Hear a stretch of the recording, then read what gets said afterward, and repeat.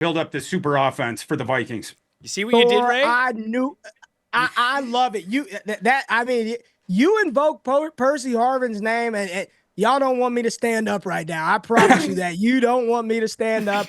Mayo experience. Mayo experience. Mayo experience.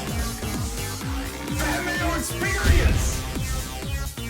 Experience. Welcome to the Pat Mayo Experience, presented by Underdog, version 1.0 of the 2025 NFL Draft. This is actually a mock draft, by the way. This is not the official NFL Draft, if you have tuned in. I know that might be confusing for some of you based on comments in other years, but these picks do not actually count. But I had to bring the team together. We're doing two this year. We're doing a V.10. We'll re-up in a month and do 2.0, the big show. But we want to get some picks on the record now to give you a sense of who your teams may be drafting. Once again, Thor, I hear you are not actually the GM of every single one of these teams, and who you pick will not actually be the player picked on draft night. Only the Vikings, hopefully. But no, we're and I love the idea of doing the early mock draft. This is Ray and I hope you're one of our favorite traditions of draft season every year, and it's super exciting to do an early one as well. And then we'll see the changes next time around. Ray, how much do you think that your draft ideas right now are going to change over the next month? Because obviously you're going to have way more info 30 days from now. Man, hell, they changed from what they were 7 days ago. So a month from now, when we redo this, it's going to be completely different. And I think the good thing about this year is there's very little consensus across the board almost anywhere, which makes these mock exercises so exciting, so unique, so different. And I love coming on the show to run this with you and Thor every year. Well, let's jump right into it. Titans fans are anticipating what this pick is going to be at number one. Why is it going to be Cam Ward, Ray? I mean, he's the top quarterback for most on the board, across the board amongst the NFL. Arm talent is natural. It's effortless. It's God-given. Tennessee, there's no world in which they're going into the season with Mason Rudolph. We know he's not there. The Will Levis type at quarterback in year two, and Brian Callahan's stead at head coach. There's no chance you don't spend close to $100 million in free agency on your offensive front. They're taking a quarterback. I'm just going to go on record that Shedeur Sanders is my personal QB1. But following the steam and all of the buzz and rumor coming out of the NFL, that there would be, if they're going to be a quarterback going number one overall, it's going to be Miami's Cam Ward. If people don't know how this works, Ray and Thor are going to make a pick. If they do not agree, I will be the tiebreaker. Now, when we do the second one, it'll be a little bit different. But Thor, do you agree on Cam Ward as number one overall? I agree with everything Ray said. Yeah, I mean, both in terms of the steam with Cam Ward, and I think it is going to be a quarterback in that first slot. I also rank Shedeur Sanders a little bit above him. But yeah, I mean, with the narrative and the steam where it's going right now, I agree with Ray. We'll put Cam Ward number one. I got to throw it back out there with Sanders. Obviously, I don't watch basically any college football, but the Sanders scouting reports, depending on who you talk to, seem to be the most over the map of any quarterback prospect I can remember in recent memory. Some people are like, he's great. He's going to be a starter you can insert into a good team right now. He's going to make smart throws, accurate throws, and just be a fantastic quarterback. The other guys are just like, no, he sucks. He's going to be terrible in the NFL. You don't normally hear that big a range of outcome on a player who might be potentially still drafted first overall. I think people lose it with the narrative with him, and you sort of have to forget everything that you know about him and just sort of look at it on paper. How many quarterbacks have we had the last 25 years that have gone to the FCS, turned a program around, and then gone up to the FBS and turned around one of the worst programs in the entire FBS? Colorado was 1-11 when the Sanderses got there. And Sanders played behind Swiss cheese offensive lines both years that he was there. People bring up Travis Hunter and the wide receiving core. Colorado didn't have a running game, and he didn't have an offensive line behind him. The defense knew what was coming. They could pin their ears back in the pass rush. I think his on-field evaluation gets muddled from people because they bring in their opinions of the outside. Like, you hear stuff like, oh, he lacks pocket presence. Does he? Does he? That was a guy who had to look down the gun barrel and into the smoke to make most of the throws that he made these past couple years. Again, you would have the immediate pressure. I like his pocket presence. He keeps his head about him. He also has functional athleticism within the pocket to make people miss extend plays. And then the elite thing with him, it's the accuracy and the placement. He can put that ball wherever he wants it. His arm's not as strong as Cam Ward, but he doesn't make the mistakes Cam Ward does either. So instead of having the roller coaster of the high end plays and then the valleys of the turnovers, with Sanders, you just get the rock solid thing throughout. I think he's a fabulous fit for the modern NFL. Yeah, Right. I couldn't agree more with Thor, Pat. This is one of the most exhausting narratives. I don't have to even give you my opinion. Go look at the data. His completion percentage over expected higher than that of Cam Ward. His accuracy and what he's done from the pocket, clean pocket, outside the pocket, the numbers do not lie. The personal biases have gone a little too far with Sanders, in my opinion. And when you've got such a wide range of profuse love and almost equally amount of disdain, the truth probably lies somewhere in the middle, which I believe Shedeur Sanders is right there. I don't believe that he's an elite quarterback prospect, nor one of the worst quarterback prospects that we've seen. He's a really good quarterback prospect. And in my opinion, his accuracy and ability to deliver the ball from the pocket, and let's make no mistake about it, this wasn't just a manufactured guy. He was a 4-star recruit that chose to go to Jackson State. This was a very good high school quarterback that has changed life everywhere that he's gone. And I do think the NFL is going to show us that very, very soon. Ray, And to Ray's point, Mayo, the one thing I was going to add, Shedeur Sanders and Travis Hunter, in another sliding doors reality, both of them are Florida State Seminoles for their entire career. And that sliding door is if Willie Taggart doesn't get fired. Shedeur Sanders was committed to play for Taggart, obviously at his father's alma mater, and Travis Hunter was going to follow him there. Then Florida State fires Taggart. Dion had gotten the job at Jackson State. And that's how we made history there with both those guys going to the FCS and then jumping up to the FBS. But yeah, don't get it twisted with him starting his career at the FCS. Same that you wouldn't with Travis Hunter. well, Ray, the guy that you just described to me, weirdly enough, like taking Shedeur Sanders' name out of it, and you describe a prospect of a quarterback to me, what he does well, what he doesn't do well, except he was completely non-polarizing, just no one thought he was all that good, was Bo Nix last year. Listen, while play style wise, very different play style wise, I think the wide range of feeling about those two, and you look at Bo Nix's completion percentage, the accuracy, what I want to point to with Sanders, with Nix, and with a Thor Nystrom favorite, JJ McCarthy, you know what those three guys had in common? Experience. They've seen it all. They've been a part of it all. They've got tons of reps, and they've seen every type of collegiate coverage you can throw at them. I like leaning on that. Shedeur isn't the greatest prospect of all time, but the negative biases about him have just gone beyond the X's and O's. Thor, if you were re-ranking these guys from last year's quarterback crop, where do they come out? Like, how is Sanders and Ward better than Caleb Williams? I would probably guess no. Where would they fall in? This is a great question. Personally, I'm curious what Ray will say, but I would have them 5 and 6 if you smush the classes together. But Shedeur, I would have a bit behind Drake May. I'd have Cam Ward right behind Shedeur, and then Penix Nix after those two guys. After those two as well. I'm going to say with JJ McCarthy ahead of both of them from 2025 and also ahead of Drake May as well. So if you're the Titans, the Browns, the Giants, picking inside the top 3, like, are these bad picks? Is it just a bad year to have these high picks? In terms of that, yeah, with the quarterback need for sure, and that's, we don't yet have answers with a couple of these teams because it's the Titans. It's been kind of weird. It's been like all quiet on the Western front with regards to their quarterback situation. In some ways, same thing with the Browns. The Giants have gotten, they're sort of in the whirlwind of the Aaron Rodgers thing. So we'll see what ends up happening with that. But yeah, it's not the best year, and this is why evaluators, you have to keep in mind the strengths of the class is not only the one that you're dealing with then, but projecting it forward so you can start to play the 3-dimensional chess thing. Last year, that was the draft where you wanted to get your quarterback, right? This is the draft where you're running back, your interior defensive lineman. It's more positions like that, but you don't want to be grabbing, if you can help it, a quarterback of the future in this one or a wide receiver, for instance. You would have wanted to grab that the past couple classes. Ray, if you had the number one pick, would you just take the best player on the board rather than addressing a team need with a quarterback who might just turn out to be the 17th best quarterback in the NFL, which does you nothing?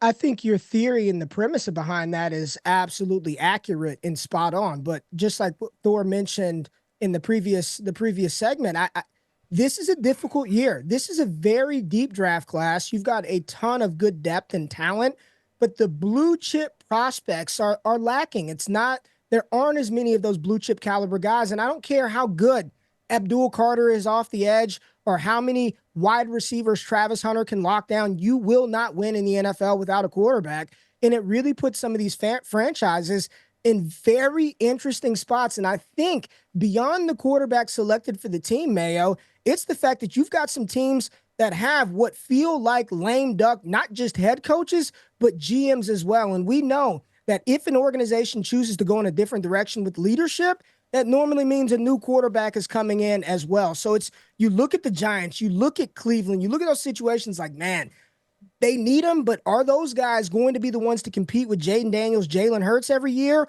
Or heaven forbid, having to deal with T. Higgins, Jamar Chase, Joe Burrow, Lamar Jackson twice a season? It's a tough spot to be right there in this class when you need a guy. Browns are on the clock at number 2, and what Ray just mentioned, Thor, does this actually work in the benefit of Cleveland? Because they're probably not going to take a quarterback. They're still paying Watson, although they've shifted a lot of his dead cap to make it easy to move on in the future. And then they trade for Kenny Pickett. All of the signs to me point to them just taking best player available who's not a quarterback. You asked that question, Array, of like how much will the mocks change between now and a month, and change from now when we do the second one. This is one of the pivot points right here, and I think we'll have more information at that time of what are Cleveland's intentions with the quarterback position. We know they're going to bring in one. I think we'll have a better idea at that point. Is reunion with Kirk Cousins on the minimum contract, or the Falcons are trying to, with the whole thing of retaining him, they're trying to do that idea of like, we'll trade him, you take some of the guaranteed money, give us a late round pick. We'll see how that whole thing works itself out. But will Cleveland have addressed that in advance? If not, if we don't see any new quarterback on their roster in advance of that, the odds that they take the second quarterback with the second pick, I think spike. But that's sort of how I'm seeing it right now. It's hard to parse their intentions because that information just isn't out there right now. We know that they'll add one. Is that going to be in the draft, or are they going to try with the coaching staff and administration in the front office that are both on the hot seats? Will they try to just do it? Let's roll this forward with Kirk Cousins for 1 year and let's try to get immediate help so we can save our jobs. We'll have to see. What do you make of it, Ray? They're taking Shedeur in this mock. I mean, I agree with Thor. I hear what you're saying, that it all the indications may feel like they're not. I'm listening to Myles Garrett talk to Andrew Siciliano, and it seems like they very well know what they're going to do at the QB position. And the fact that the Falcons decided to retain, and I don't even want to say the Falcons because Kirk Cousins has a no trade clause in his contract. If you're asking me today, I believe Stefanski and co that you have no choice but to take a quarterback. Like, they're going to take the QB in this mock. They pick at the top of the second round, so maybe there's some potential for a late second round, a faller. And I think for the purposes of today, where we stand right now, Pat, I think they have to take a quarterback, and I think that quarterback would be Shedeur Sanders at 2. I'm good putting him down to the Browns. What's the lowest, Ray, do you think Sanders would go? Right now, realistically, I just don't see him falling outside. I don't see him falling past the Giants. So today, right now, I think 3 is the floor for him. They also need a quarterback. I just don't see a world right now in which he's falling past New York at 3. Thor, that puts the Giants at the clock on number 3. No quarterbacks, at least at the very top end, available for them at the moment. Probably trade out of this pick, potentially. We're not doing trades in this, so they're going to keep the pick. It's not that they can't afford to add another D lineman, but that's actually one of the strengths of their team. They could use some help somewhere else. So who do they take? Yeah, this would be a terrible scenario for the Giants. And again, we have 6 weeks to sort of sort this through. The Giants are talking to veteran quarterbacks, but it's another team, of course, where you have both the coaching staff and the front office. They're all on the hot seat. So what are they going to do with the quarterback here? We'll have to figure that out. Could they get in Rodgers in advance? We'll have to find that out. But if not, this is your worst case scenario getting boxed out here because you can no longer take a quarterback with this pick. Offensive line is another big need. Would you go with Mambou from Missouri or Will Campbell here? That they feel like slight reaches there. You were talking about the defensive line.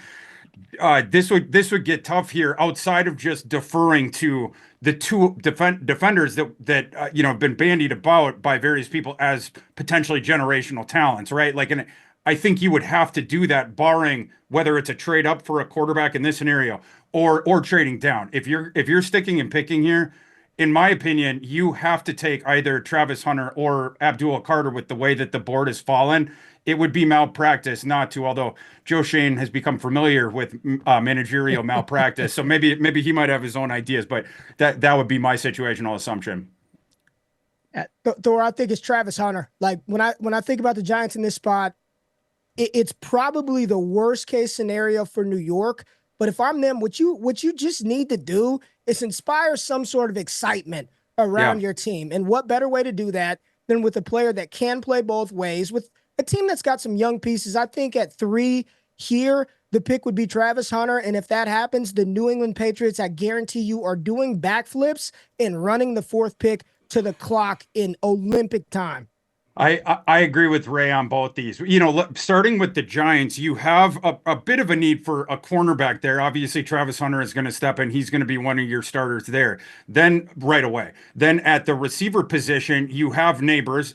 Obviously, a crazy, crazy fun player. Wandale. We like Wandale as sort of the tertiary sort of a dude. You put Travis Hunter on the field. I think his rookie season, maybe 40% of the snaps, but those 40% of the snaps, you're going to get the Travis Hunter playbook, and good luck to defenses trying to cover both neighbors and Travis Hunter at the same time. And then if you roll, excessive coverage resources that away, we know that Wandale, he can make the efficiency play within 10 yards of the line of scrimmage. So all of a sudden, you're cooking with little gas with your wide receiving core there as well. So I agree Travis Hunter would be the pick for the Giants there. I also agree that the Abdul Carter card would be turned in very quickly by the Mike Vrabel New England Patriots. Vrabel is going to love Abdul Carter. Yes. Before we move on to Carter, I've heard many people say that Hunter is the best player in this draft race. Is that true? Sure. He could. I say that. I say that. Yeah, he's one of the best players in this draft. But where is he going to land, and how is that team going to best utilize and maximize his impact on the football field? That remains to be seen. That's the bigger question. And you've got multiple teams inside that top 3 that view him very differently. And I believe Tennessee already came out and said we view him as a corner. Cleveland said we view him as a receiver. This is the biggest question mark and conundrum around this generational talent. How do you deploy him? Where do they land? How does he get utilized? That's really going to be what measures that level of success, because just plugging him at corner, you're not getting the most out of Travis Hunter doing that. Same question, Thor.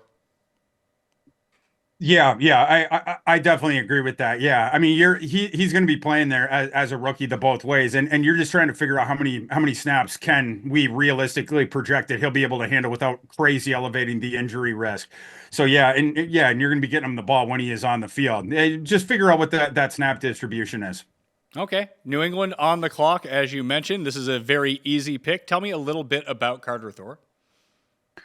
Yeah, I mean, Abdul Carter earlier in his career played off-ball linebacker, and what he was tremendous at was coming downhill and hunting. And they figured out early in his career, this guy can get after the quarterback, and they had the inspired decision over the offseason to shift him full-time to edge rusher, which he had done, moonlighted there, and situationally, sort of the Micah Parsons, the same sort of a school, the same thing. You move him to the get after the quarterback on some of those passing downs, and he was a revelation this year, lining up there every single snap. He led the nation in was it tackles for loss or pressures? It was one or the other. But him getting after the quarterback sort of speaks for itself. He has the bend, he has the first step, he has the power, all that sort of stuff. Where he really impressed me and where like he would make me smile was you have this interesting dichotomy with him where as an edge, you're essentially adding another off-ball linebacker in run defense. This is a guy who can track down NFL running backs from behind on concepts going around the other side. He did it to Ashton Jeanty in the playoff. He's done it to other guys. He can chase you. You almost have a sideline to sideline presence from an edge, which we do not typically associate it with that. He is going to set the hard edge for you. He sheds really quickly and can go hunting. But when that concept is going the other way, he's running down the line. He's avoiding people, and then he's coming to kill your running back. Right? I mean, that's what it is. It's like in the program when Alvin Mack says kill everybody. That's Abdul Carter. Ray going next. So now I don't know what happens. Jacksonville's on the clock at number 5. Seems like the best 4 players are off the board. What happens now? Yeah, well, luckily they got a young GM that likes to talk, and he said recently that we are going to prioritize the positions that we did not address in free agency with rookies. And if you look at Jacksonville's free agent class, O-line, safety, corner, receiver, you know what position they didn't sign? Defensive line. None of it. They didn't address anything. You've got a guy at the top of the draft that there's been a little bit of divisive conversation around over the past couple of weeks, but by and large, the consensus is he is the top defensive tackle in this class. So Jacksonville, the young 32-year-old GM, might I add, I need to do a little something else with this life over here, Pat Mayo, but they are going to take Mason Graham, high motor, physical defender, can get after the quarterback a little bit, but one of those culture setters on the defensive front is going to be able to go into Duval County and help change life on that defense on Jacksonville that needs some help generating pressure. You got former number 1 overall pick Trayvon Walker. You still got Josh Allen on the outside, but Mason Graham would be the pick. I know there's a lot of rumor, a lot of smoke. I like Tet McMillian too, but I am not taking him number 5 overall. Can't do it. Jacksonville goes Mason Graham, D tackle out of Michigan. What do you think, Thor? I totally agree with that. Mason Graham's been the 5th pick to the Jaguars in my mock drafts. I think since the second one I did this process. I think in the first one I had Will Johnson, and I've swapped it out ever since then. Mason Graham, I think, is the pick here. And in addition, the tea leaves that Ray's talking about, it already made sense, but now it feels like they're tipping their hand as well. All right, well, let's move on to number 6. Al Davis may be dead, Thor, but he still does haunt the Raiders draft room from time to time. Even you have new people in there. Who knows who Tom Brady's going to pick, a shadow GM. But who's like the stupidest person Vegas could pick? Because they'll probably pick that guy. I mean, you have some interesting options here. And I think what I'm going to do here is kick the 2 options that I would be between, or that I think they'll be between, to Mr. Garvin. I think this is going to come down to, like, I think the discussion going to be, let's get an offensive superstar in here at one of the skill positions. We need help for Bowers. We need to get Geno more help. Will that be Tet McMillian, the pterodactyl receiver from Arizona, who today we found out at his pro day, they're reporting that he ran in the 4.4s, this 40. I saw some nitpicking out there. So the reporters I talked to, they had him low 4.5s, but whatever it is, he at least hit that thing, if nothing else, pretty far down the fairway, if not crushed the ball. On the one question that was left there with the eval, this guy very similar to Drake London and T. Higgins. That and you talk about a good complimentary guy to have with Brock Bowers there in the passing game. The other one, of course, is Ashton Jeanty. Will Pete Carroll, will he turn back the clock to his beast mode days in Seattle and want to get a tone setter like that early? Chip Kelly last year, the new offensive coordinator there. You had 2 NFL running backs with Ohio State. He obviously loves the run game. Which direction will they go? I'm going to kick it to Ray to pick between the 2. You set it up. I'll knock them down. I'm not saying it's their biggest priority of need, but if you want to help Geno Smith out, you want to clear some stuff up with Brock Bowers, and they had one of the worst rushing attacks in the NFL last year. Yeah, it's Ashton Jeanty. We're going to go with the Boise State Bronco. I never thought there was a realistic possibility he fell to 12 to Dallas Cowboys. That's my squad. I think right here with Chip Kelly, Pete Carroll's affinity to running the ball, and what Chip wants to do and what he did do even when he was a head coach of the Philadelphia Eagles, they have to establish it. They cannot get it done with Dylan Lobby and Zamir White and whoever the hell else they have on their roster right now. It is a no. If you're asking me, I believe Ashton Jeanty has a better and a higher chance of being viewed as the cream of the crop as his position, opposed to Tet McMillian at the wide receiver spot. So while running back may not be the prima donna spot as it once was, I think right here, Ashton Jeanty fits this Raiders culture. It kind of makes too much sense for them to pass on him. Ashton Jeanty would be my selection. Do you think that would be a good pick for them, though, Ray? Like just adding a running back to this team that's like kind of okay? I think adding a good player to any team is a good pick. I think you add a good player to it. The problem is, I would love to add an offensive lineman here. I would love that, but at this spot, I feel the most impact and the biggest need for Las Vegas, who clearly have indicated we're trying to win now. You don't trade for Geno Smith, give up a third round pick, bring in some of these guys. If you want to build down the line, they need a guy behind Geno Smith. So is it the best use of spending? I think that remains to be seen. If he goes out there and does what Ezekiel Elliott did for Dallas in his rookie season, I don't think anybody would give a damn. People thought Brock Bowers wasn't the best use of the pick last year, and no one cares anymore. Get good players. Ashton Jeanty's the best back in the class, and it's not even close. I'm fine with it for Las Vegas. Thor, do you have as big of a gap between Jeanty and the rest of the running backs as Thor does? I do, yeah, Yeah. absolutely, yeah. I mean, between him and Hampton, or one of the Ohio Travion, whatever. Yes, and I have a gap between him and most of the running backs we've seen in the last decade. I believe that Jeanty is the best running back prospect to enter the NFL since Saquon Barkley. I think he's a better prospect than Bijan, just by a bit. I obviously love Bijan as well, but yeah, Jeanty is absolutely amazing, and I think this, you can. People at home, you can think about it like this. Like, if the Raiders with their first two picks, they don't have the third anymore, you traded that for Geno.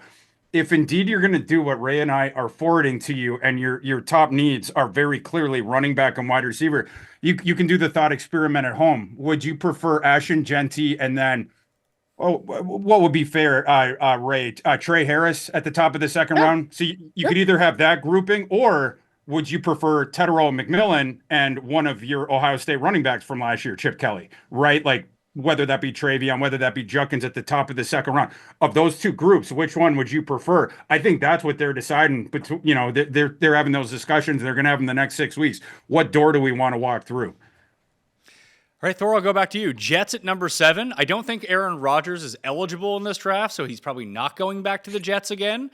But they could probably use an offensive lineman, I would guess. They sure could, yeah, and they paid Aaron Rodgers $49 million to go away, so they're hoping on Justin Fields, but yeah, need some help. Will that be receiver? Will that be an offensive tackle? Will that be tight end? Thor, I was going to kick you tight. I was just going to throw that out there, Thor, that you're thinking about that as well with the offensive line prompt. Okay. I am thinking about that, and Justin Fields, Ray, and I think you and I agree that there are aspects of Justin Fields' game we have always really liked. You do have to help him a little bit, though, and as you hope that obviously they're hoping that he takes a jump in his game as well. But getting him free completions with guys where they can run after the catch is going to greatly help out and try to get him closer to the sticks. We don't have to stretch him out, but behind what could be a mediocre offensive line. Warren would really, really help. McMillian would really help too. And then, of course, you have Mambou, you have Campbell that would enter this discussion as well. Ray, I'm going to go with Tyler Warren here. And if you want to veto me, you can go ahead. But I'm going to go with Tyler Warren for the Jets here. I think it makes a lot of sense. I'm not going to veto you, but I will put Pat to the test. I'll just throw out there, it was Tyler Warren or Will Campbell for me. What do you want to do for Fields? Do you want to try to protect him with one of the most technically sound offensive linemen in this class? You talked about Mambou. Or do you want to give him a weapon? I honestly can go probably one of three ways with McMillian, with Warren, or with an offensive lineman. I'll just say, Pat, you pick. I'm going O-line for Fields. I love the call of Tyler Warren to the Jets. I think it's more fun if they take an offensive lineman, just because I like to troll the Jets, because my best friend is a Jets fan. And having like a new exciting weapon, I just don't need to hear about it for like 6 months before the season starts and this guy ends up being a bust because he plays for the Jets. So I'll just give him an offensive lineman who can't block. He could be like Becton 2.0, and then he'll excel whatever the second stop he goes to. I would want to be drafted, Thor, by the Jets, because I can suck for 5 years, someone else will sign me, and then I'll just be good wherever else I go. Yeah, that's typically how it goes, doesn't it? Yeah, and they're going to try to turn things around, but yeah, this decision will heavily inform their ability to do so. And there's a bunch of different. I mean, it's the good thing, I guess. The silver lining of having a bad roster is you're not myopic heading into this thing. The board is sort of open to you, and there's going to be several attractive options right here. So Will Campbell to the Jets, and they did tell Aaron Rodgers, here's $49 million, go take a hike. How big of an asshole can I be, Ray, that someone can pay me like even just like $49,000 to fuck off? Because I would take that. Once you figure out where that is and what the requirements are to qualify, let me know, please, because I will do it as well.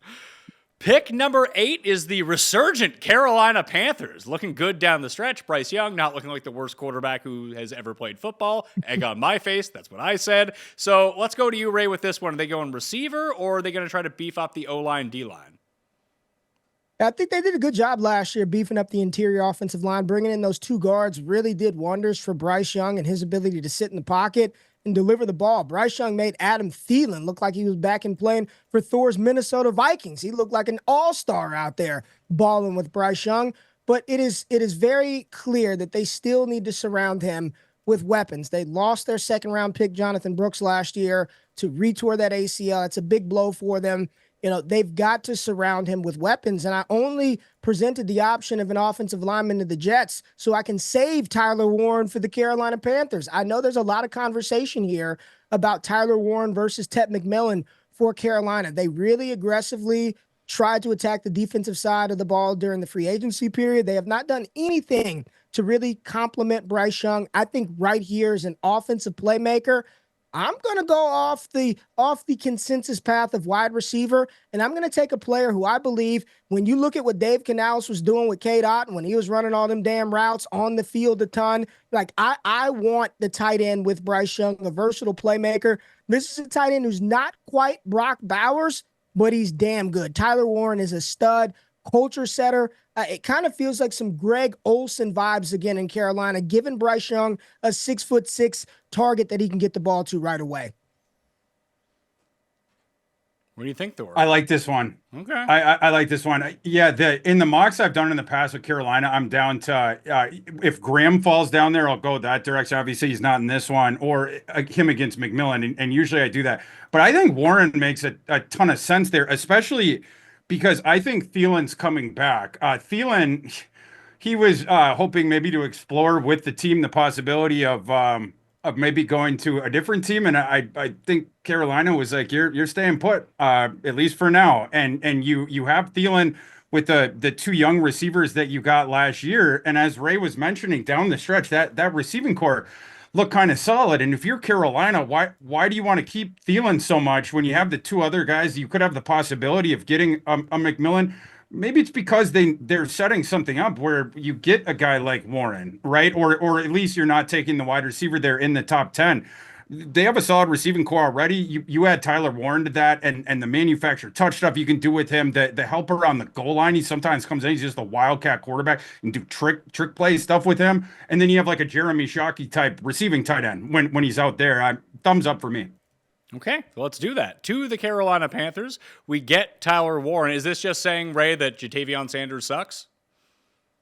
You know, it's not that Jatavion Sanders sucks, but a Jatavion Sanders should never stop an NFL franchise from upgrading to a Tyler Warren. He can play in 2 tight end sets. We've seen this happen before. I think JT Sanders is a really good tight end, but he's not the type of weapon, and he probably does not strike fear amongst defensive coordinators like the versatility and the skill set of Tyler Warren. So this is more so of a move over JT Sanders. You still have a role, but this is going to be our top dog for Bryce Young. Thor, New Orleans is now on the clock. Where are they going? Man, yeah, needs everywhere for the Saints. So this is another one where ironically, you have the board open to you because of all the holes that you have. Go best player available here. For me, this would come down to Tet McMillian against Will Johnson. What side of the ball do you want the help at there on the boundary? That's where I'd be at. I'll kick it to Ray to put one of those home. Yeah, I think if you want Tet to come off of the board, this could be a good spot. You had a lot of issues with Shaheed and Olave's injury last year. You've got Kellen Moore. We know it's going to be a combination of Derek Carr and Spencer Rattler this year. They did bring back Juwan Johnson, so the tight end position at least is filled immediately. I can go one of 2 ways. For me, it's Shemar Stewart. I know Cam Jordan is at the end of his career. Having an athletic defensive lineman that measurably profiles very similarly to Myles Garrett in a division where you've got Baker Mayfield, Bryce Young, and Michael Penix. Those aren't the models of just like dual threat quarterbacks. They're mobile, so you better have a defensive end to contain those guys. If it were me for the Saints, I would actually take Shemar Stewart, defensive end from Texas A&M right here. Shemar Stewart, Tet McMillian. What do you think? I mean, did Ray change your mind, Thor? Because I have no idea. I have had Shemar Stewart to the Saints in a mock or two since the combine. Shemar Stewart is dominating this pre-draft process. He dominated Mobile, left after 2 days.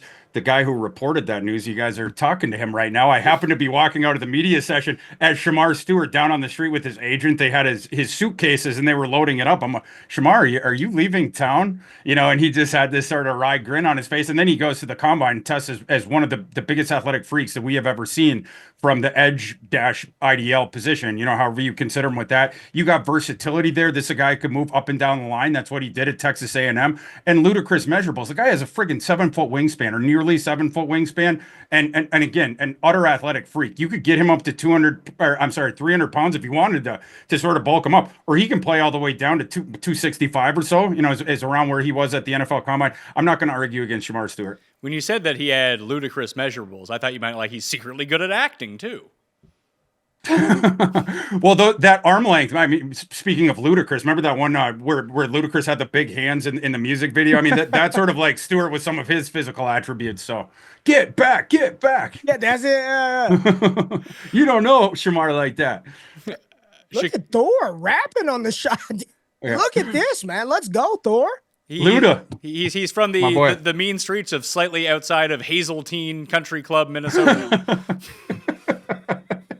That's exactly right. Chicago on the clock at 10. Ray, I'll set this one up for you. Where do you think that they go? And after Chicago, we're going to start going into rapid fire mode for the picks. Yeah, the Bears, what a freaking offseason that they've had. Completely overhauled their offensive front. I've loved every move and decision that Ryan Poles have tried to make their young quarterback successful. And here at 10, I think they continue to do that. I really want to double down on offensive protection for Caleb Williams. I know they drafted Darnell Wright out of Tennessee a couple of years ago, but you do have Armand Mambou still on the board. We talked about Will Campbell being one of the top offensive linemen. There's a strong contingency of draft analysts who think Mambou out of Missouri is the best offensive lineman in this class. So I love what Chicago's doing, and understand for people that want them to take Ashton Jeanty right here, draft Jeanty, first of all, Jeanty's not on the damn board, but even if he was, the Bears have 2 picks inside the top 10 of the second round. They've got so much excess capital to play with this year that they're going to be money at the running back spot. I say continue to upgrade the trenches. If you don't want to go with the offensive line, I think defensively, you can still prioritize that. You've got James Pearce out of Tennessee, Jalen Walker out of Georgia, but I've got to make the pick. I'm going to go with offensive tackle Armand Mambou from Missouri. Mambou number 5, that your guy, Thor? This would be a good pick if he gets down there. He is probably going to be the number 1 offensive lineman overall on my board. He has checked every box. He was dominant last year in the SEC. That was his 3rd year there. He's super young. I don't believe he has turned 21 yet. If he has, he just did. 92 or 93 PFF grade last year speaks to that dominance. And then at the NFL Combine, he tests as an absolute freak after measuring in with the requisite arm length in conjunction with that athleticism, where it's not even a question anymore. That kid can hang at offensive tackle in the NFL. I'm down with that pick. All right, let's make the pick. Look, I know we got a lot of Mayo listeners out there, and that amongst us, hair thinning, very common. It's a very frustrating problem that many men deal with, from stress to nutrition to hormones and lifestyle. So many internal factors affect what you see on the outside. Luckily, Nutrafol is here to help. Nutrafol is the #1 dermatologist-recommended hair growth supplement brand, trusted by over 1.5 million people. See thicker, stronger, faster-growing hair with less shedding in just 3 to 6 months with Nutrafol. For me, it's all preventative. If I can take this now, hopefully I'm not going to have to deal with any thinning down the line. But if you want to build a hair growth routine, it's simple. Purchase online, no prescription required, automated deliveries, and free shipping to keep you on track. Plus, With a Nutrafol subscription, you can save up to 20%. You'll have access to free naturopathic doctor consults, and a Headspace meditation membership is also included. So, start your hair growth journey with Nutrafol. For a limited time, Nutrafol is offering my listeners $10 off your first month subscription and free shipping when you go to Nutrafol.com and enter the promo code PATMAYO. Find out why over 4,500 healthcare professionals and stylists recommend Nutrafol for healthier hair. Nutrafol.com, spelled Nutrafol.com, promo code PATMAYO. That's Nutrafol.com, promo code PATMAYO. Welcome to TGL, presented by SoFi, golf's newest league. It's sharp, and it's electric. 2 hours of hammer dropping, overtime force, and playoffs on the line golf with 24 of the best players from the PGA Tour. The championship is here. Match 1, Monday, March 24th. The top 2 seeds face off, 9 p.m. Eastern on ESPN2 and ESPN Plus. And Match 2 is Tuesday, March 25th at 7 p.m. Eastern on ESPN2 and ESPN Plus. Tune in to catch all the TGL playoff action. Keep up. It's golf. Now we're going to switch to 1 for 1. Thor, I'm going to put you on the clock for all the odds. Ray, you're going to be on the clock for all the evens. What you say goes. So Thor, you're up for San Francisco at number 11. This is an interesting one because San Francisco badly wants to beef up their trenches, but now the top 2 offensive linemen are off the board. Obviously, this is a scenario where Graham on the other side of the ball has not fallen down to them. So the bonanza outcome didn't occur for you. Would you now defer to grab a guy who is falling and should not be here at an ancillary need position? Or are you going to force it with your ideology of let's rebuild the trenches because we're going to do sort of the rebuild here of the entire franchise? They're obviously ripping things down to the studs a little bit here and trying to get a little bit younger. I'm going to go this organization. I'm going to go with you take the value. Will Johnson has gotten pushed down here. I think Will Johnson is more like a top 6, 7, 8 value in this class and overall prospect on the board. He falls down to 11 in part because the trench guys are going above. I'm going to have the 49ers deferring off that and taking Will Johnson, the cornerback from Michigan. That puts you on the clock, Ray, for your Dallas Cowboys at number 12. Who you got? Dallas Cowboys, they need some offensive help, and they need an offensive skill player. And I believe that Tet McMillian paired with CeeDee Lamb, Dak Prescott, and whoever the hell we have running the ball would be the best case outcome for the Dallas Cowboys. So right here at 12, Tet McMillian, who's fallen down the board a little bit. I think this is an appropriate spot. I don't believe he's a top 10 player. Doesn't mean he won't be picked inside the top 10. I think he's between that 10 to 20 range of prospect. Right here, Dallas gets an excellent compliment to CeeDee Lamb, and the best part about his game is he is versatile. You can move him around and kind of flip-flop CeeDee Lamb from the slot, the X, the Z, move him around. I think Tet McMillian would be a wonderful fit in Dallas here at 12. Miami at number 13, Thor. Is there some sort of like fast running back who's 5'4" that they can take? Just add to the pile. Yeah, maybe on day 3 there, they can grab a guy like Marcus Yarns or one of those burners there, Jadon Blue in Ray's backyard there. But for this pick, we're going to try to help out their safety room, which has gotten nicked up here and is a neat area. We're going to go with Nick Emmanwori from South Carolina, 6'3" and a little bit of change, 220 pounds. And he came out with the perfect 10 RAS out of the NFL Combine. 4.3, 6, 40, 149, 10-yard split, the vertical 43, and I could go on and on. Guy's a stupid athlete. And by the way, last year, he was a first-team All-American in the SEC. This kid is a top 15 overall type prospect. The Dolphins have a need. Let's pop it in. All right, so this is going to be the replacement for Javon Holland?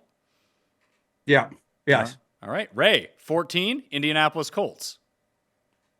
Indy is on the clock. Indy needs a couple of things, potentially a quarterback, bringing in Daniel Jones. I don't know about that. But right here, we're going to address the defensive side of the ball and get them some pass rush help to go with Latu, their first-round pick.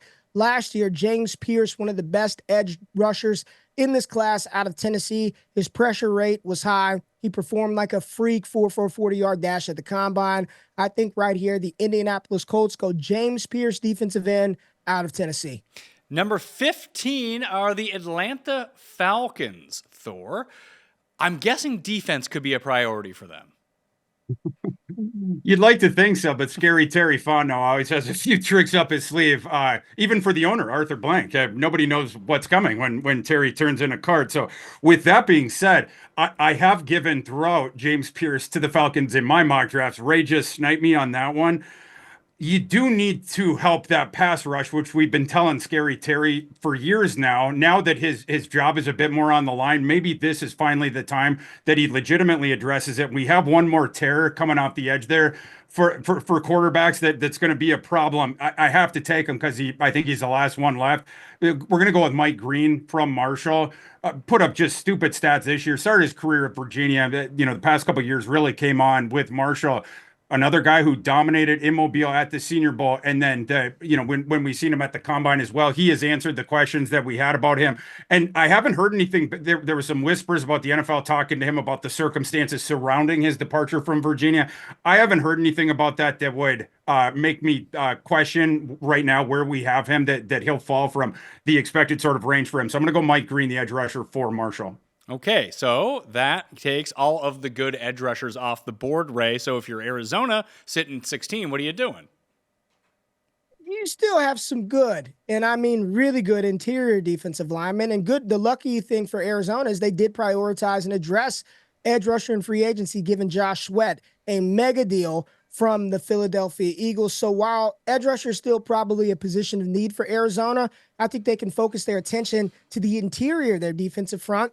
And I think for me at this spot, it is Kenneth Grant, the big boy out of Michigan. Jim Harbaugh would probably love for this guy to fall to 22, but he does not make it. You're talking about a big space occupier who can also get after the quarterback. Like, don't get it twisted.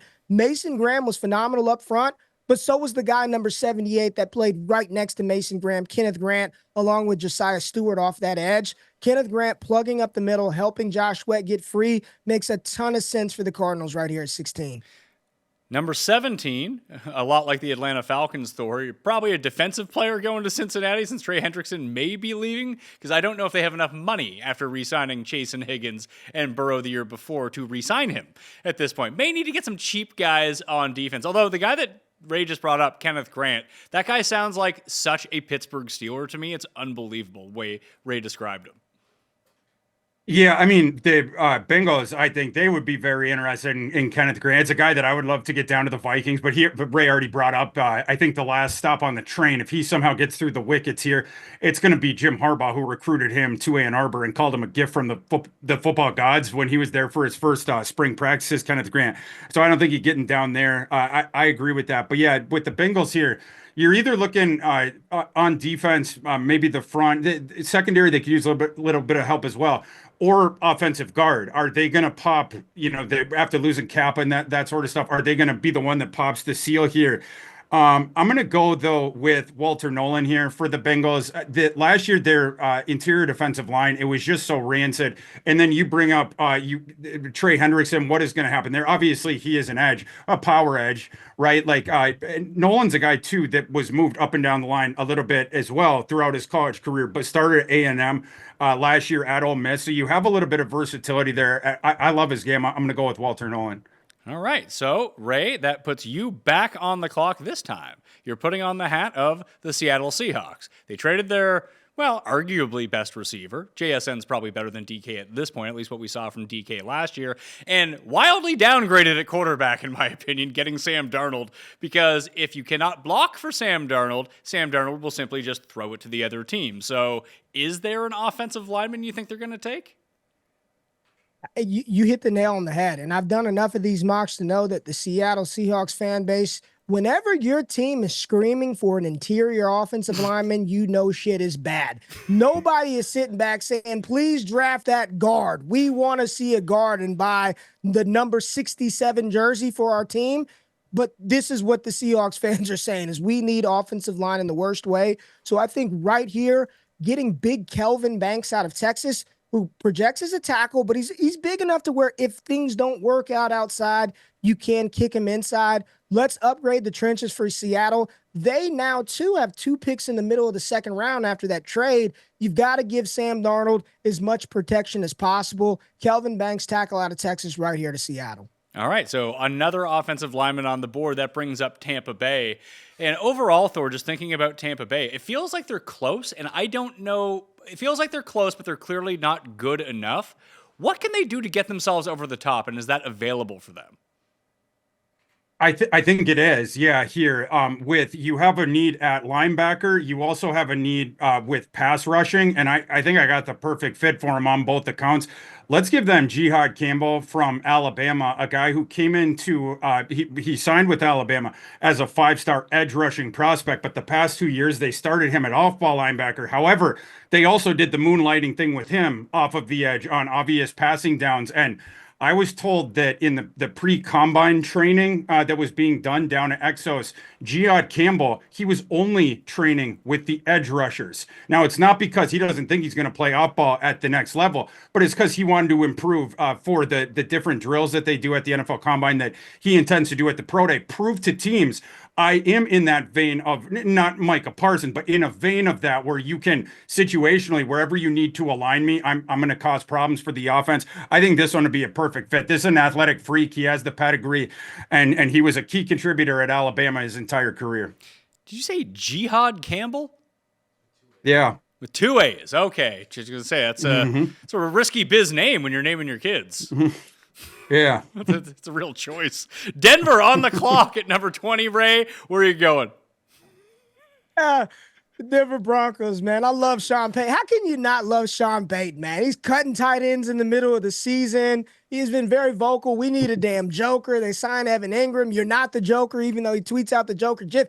I like the direction that the Denver Broncos are going in, but I think right here, I know everybody's like, oh yeah, running back. No, let's continue to add high caliber prospects to this team. And I think you getting Vance Joseph, a high IQ defender to pair up with the defensive player of the year and Patrick Surtain, what they've got going on the defensive side of the ball.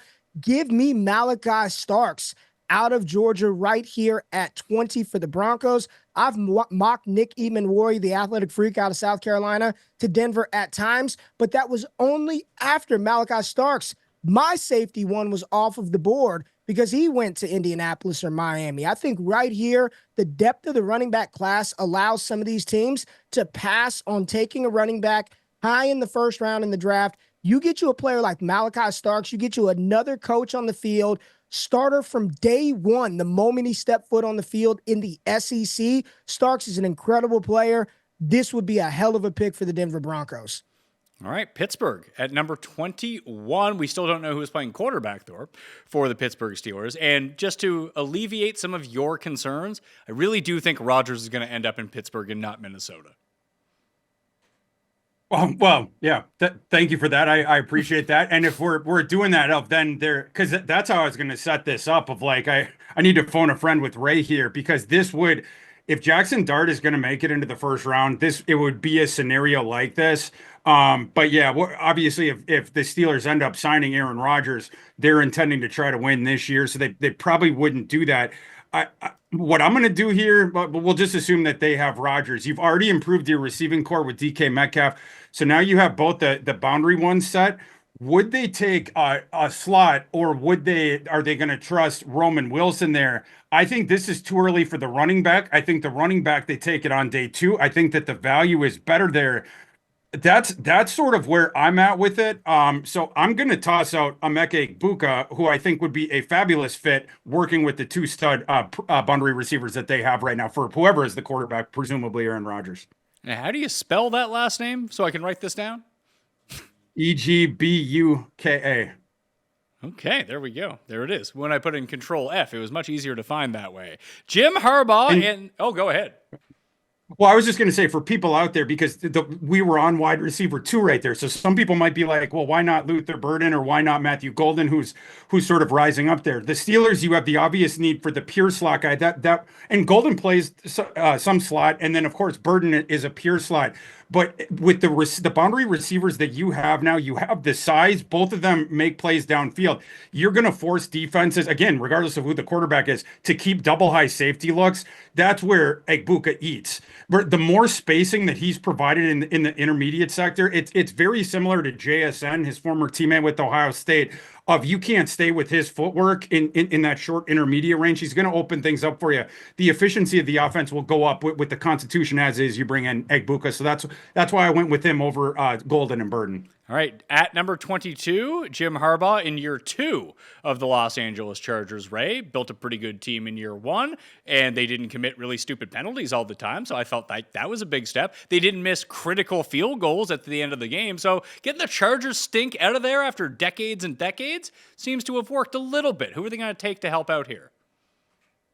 Well, this is probably as easy as a pick as we're going to have this mock, and I'm just letting you know, Pat, I'm going to deviate from the show a little bit, and I'm going to take the next 2 picks because I know Thor wants that number 24 pick.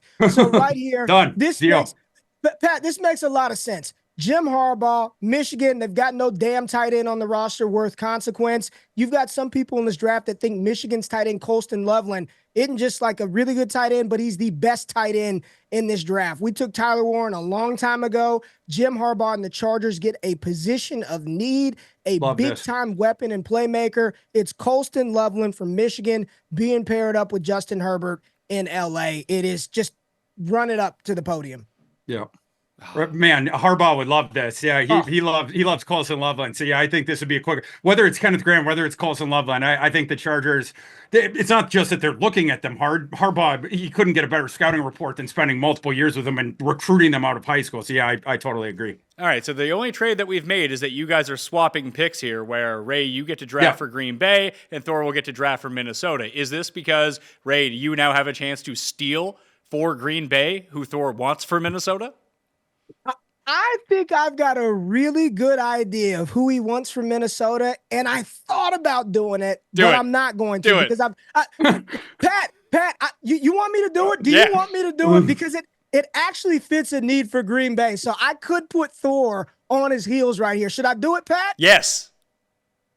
Thor, we're taking Jahdae Barron for Green Bay. Were you going to take him? Take him? Of course I was, yeah. Freaking Mayo's the devil on your shoulder there. Jahdae Barron, defensive back out of Texas. He's a versatile playmaker. I don't know if he's a true, like, number 1 boundary shutdown Jamar Chase level of cornerback, but I don't care. You don't even want him doing that. He can play all over the field. He's a blend of Mike Sanders still. He's a blend of Jalen Petrie. He's a phenomenal cornerback. Jim Thorpe Award winner for the nation's best defensive back this past season. Right here, Green Bay snipes their NFC North rival Minnesota Vikings and take Jahdae Barron. Man, yeah, Jahdae Barron, talk about the perfect fit for Brian Flores' defense. You saw usage with Jahdae Barron that you never see with a true blue All-American type CB1 in college football this past year, where they kept moving him everywhere.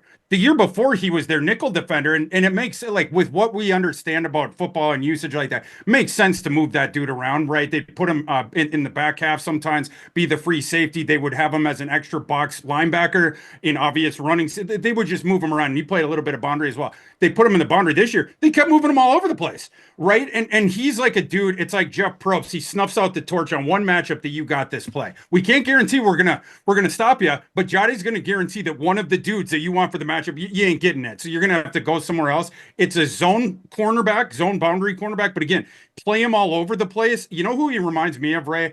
Very, very similar to Devin Witherspoon coming out a couple years ago. It's another just crazy, feisty boundary cornerback in a zone system. And you can play him anywhere. So yeah, Flores would be crying right now if this was the way that this went down. Well, you're now Brian Flores in the room. Who you begging for on defense?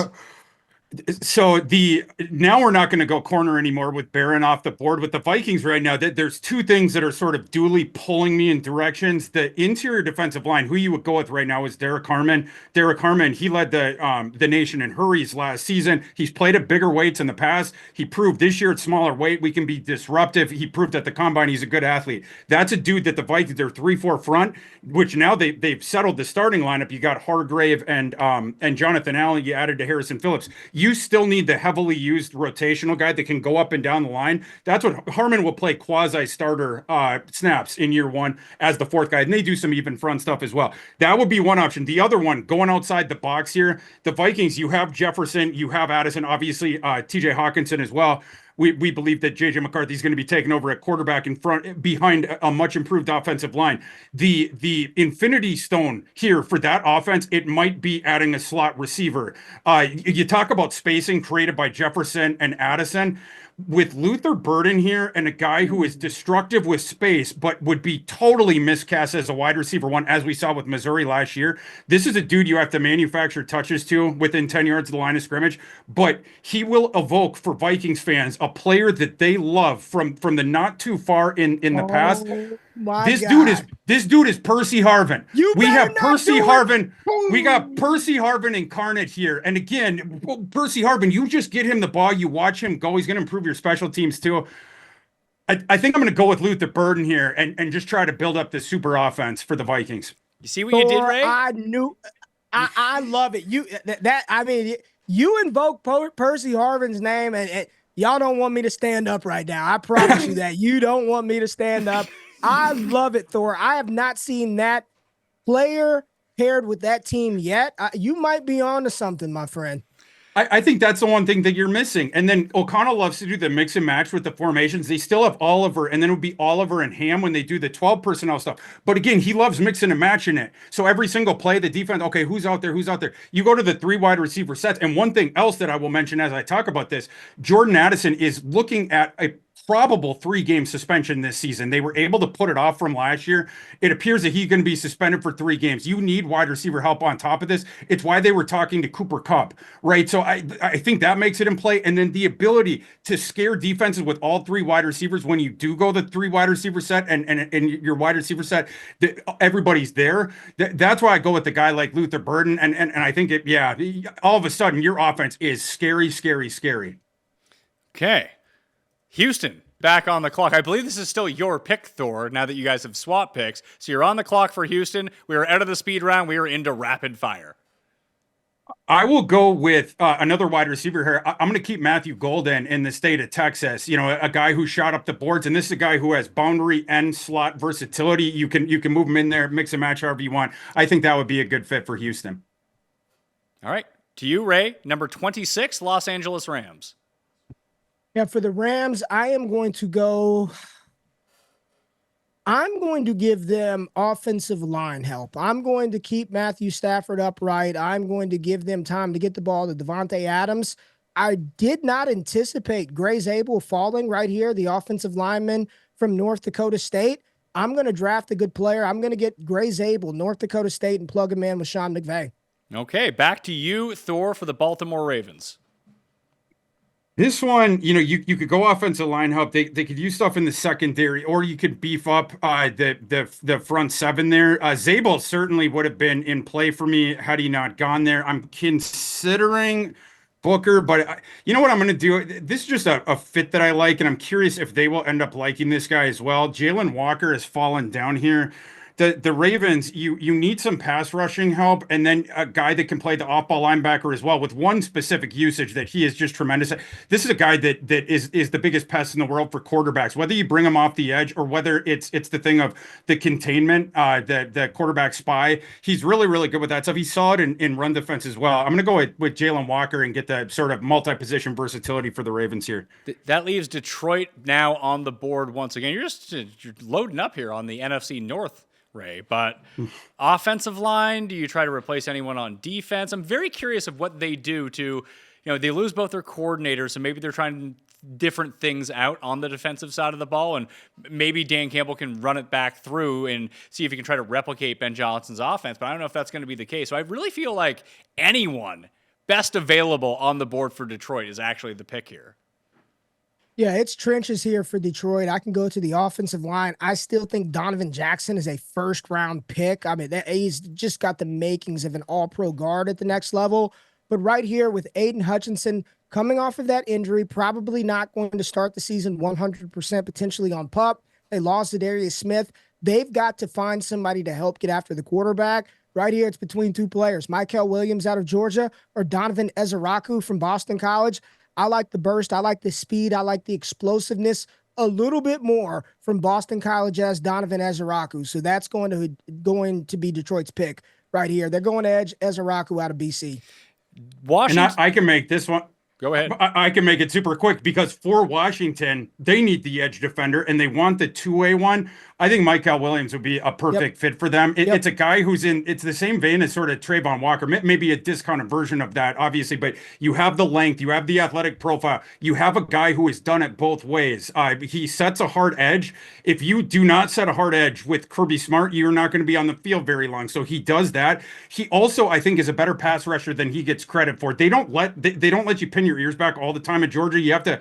Texas A&M does some of this stuff too, where it's not the full goal like that. But when we have seen Michael Williams as the pass rusher and at 100%, he gets after the quarterback. This past season, he got injured. He missed a couple games. He tried to play through it. He was not at 100%. He had limited snaps. First game he was back for the full snaps was against the Texas Longhorns, and Quinn Ewers is never going to forget it because they had to pull Quinn Ewers off the field for a little bit because Georgia's pass rush was caving the offensive line so much, and Quinn Ewers got scared. Michael Williams had multiple sacks in that game. He would have had one more at least, but a face masking penalty took that off the board. This guy can be really, really disruptive. I think this would be a good fit for Washington. Number 30, the Bills are on the board, Ray. They're very close. They probably need some corner help now. Yeah, defensive back, defensive line. I go back and forth with Bills Mafia fans over what the best position and the best pick would be right here. Cornerback, you've got a couple of guys. You got Speedwell Maxwell Harrison out of Kentucky, 4.29 at the combine. Siobhan Revel would be a lock for a first-round pick had not been for the ACL tear that he suffered in season. So right here for Buffalo, there's some really good players still on the board, but I'm going to prioritize the defensive side of the ball. Thor mentioned him when he was talking about the Vikings before going Luther Burden. Derek Harmon in Buffalo, interior defensive line. That's the pick. Derek Harmon, D-tackle out of Oregon to Buffalo. All right, Derek Harmon to the Bills, the Super Bowl losers, big-time losers, Thor. I don't know if you heard about this. The Kansas City Chiefs can't win shit. They got the 31st pick. Who are they taking? I'm going to go with offensive line here. If you watch the Super Bowl, you know what I'm talking about. No. And I'm between two guys here because you could do the interior or you could go tackle. I think you could get a good value here by sticking a tackle with Josh Simmons coming off a season-ending injury that he suffered against Oregon. He would be going higher, Josh Simmons would, out of Ohio State had he not had that injury. Can't do the pre-draft process. I'm going to go with Josh Simmons here for the Chiefs. You're buying him at a discount, and you will greatly fortify your tackle position. It is going to be your left tackle of the future. All right, the last pick of the first round, Ray, goes to you in the Philadelphia Eagles. Somehow they'll draft someone who's awesome here, and people will be like, man, when we do our redrafts 2 years from now, he was the second pick in the draft, and the Eagles will just have him for nothing. I mean, there's so many good players still left on the board. Tyler Booker, the big guard out of Alabama. You've got Shemar Turner from Texas A&M. You've got another safety in Xavier Watts from Notre Dame that I think, especially after losing C.J. Gardner-Johnson, would make a ton of sense. So I'm down between two defensive backs, and I just want to pair up Quinyon Mitchell and Cooper DeJean with another stud, a 6'3" cornerback with that weighs 190 pounds. Siobhan Revel out of ECU. Pair him up in this defense with their ability to get after the quarterback up front with Jalen Carter and those boys. You put another ball-hawking cornerback back there with no Darius Slay, no C.J. Gardner-Johnson. I think Siobhan Revel next to Cooper DeJean, next to Quinyon Mitchell would fit in seamlessly with Philadelphia. The rich just continue to get richer in Philly. That is the entire first round mock draft version 1.0, version 2.0. Our final mock draft will be coming out just before the actual NFL draft. Last question for both of you. You guys can make this quick if you'd like. Jackson Dart's expected to be the next quarterback taken off the board. What is the gap between him, Sanders, and Ward? Is it just monumental? Like, could he drop even farther down in this draft? For me, it's a significant, it's a significant teardrop till you get to Dart. I would have Dart in his own tier. I'm not going to argue with it too hard if he's at the very end of the first. I do think he should be top half of the second. So that's where I'd be at with him. But yeah, then you have another drop off. Then you're talking about, guys like Milrow or guys that have issues with their evaluation and are going to need more progression before they can get on the field. Ray? I agree with Thor. There's a gap. For me, Cam Ward and Shedeur, it's those two guys. There's a gap. Then there's Jackson Dart. Here's the thing. Dart has experience. A lot of people aren't going to remember.